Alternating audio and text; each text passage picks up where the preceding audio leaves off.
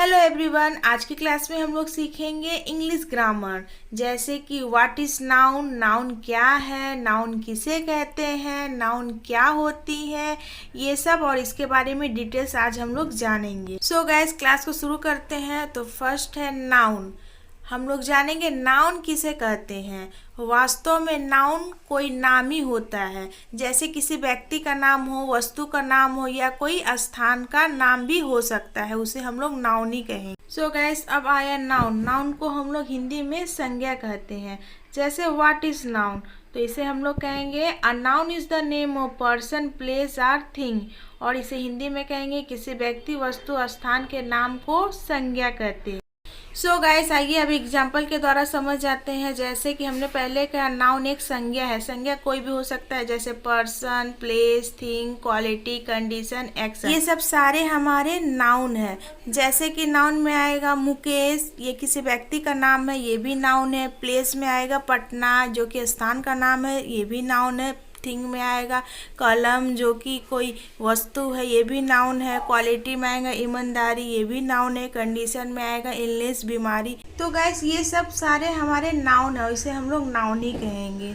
सो अब आते हैं नाउन कितने प्रकार के होते हैं। तो गाइस, नाउन हमारे 5 प्रकार के होते हैं। पहला होता है प्रॉपर नाउन, जिसे हम लोग हिंदी में व्यक्तिवाचक संज्ञा कहते हैं। व्यक्तिवाचक संज्ञा किसे कहते हैं? जिससे व्यक्ति, स्थान, विशेष का बोध हो, उसे व्यक्तिवाचक संज्ञा कहते हैं। जैसे राम, मोहन, मुंबई, चाइना, इंडिया, ये सब किसी व्यक्ति, स्थान या किसी विशेष चीजों का बोध करवाती है, जिसे हम लोग व्यक्तिवाचक संज्ञा कहते हैं। सो गाइस, अब नेक्स्ट है कॉमन नाउन, जिसे हम लोग हिंदी में जातिवाचक संज्ञा कहते हैं।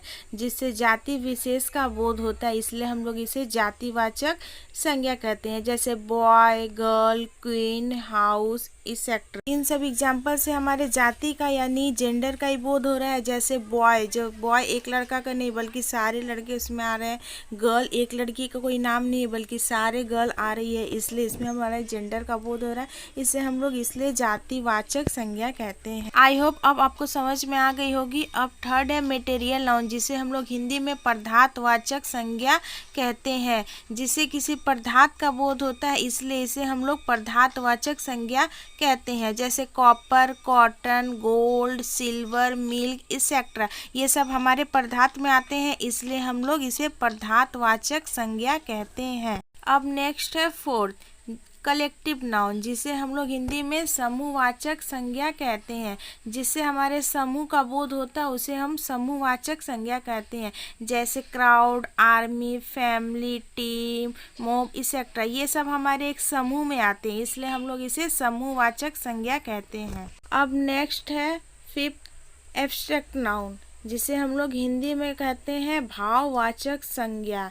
जिससे हमारे भाव का बोध होता है, उसे हम लोग भाववाचक संज्ञा कहते हैं। जैसे kindness, honesty, bravely, hatred, childhood, sickness, ये सब एक प्रकार के हमारे भाव है, इसलिए इसे हम लोग भाववाचक संज्ञा कहते हैं। तो गाइस, ये सब रही हमारे नाउन और नाउन के प्रकार। तो अगर वीडियो को आपको अच्छी लगी तो वीडियो को like, comment, share and subscribe जरूर कर दीजिएगा। Thanks for watching. Please subscribe my channel.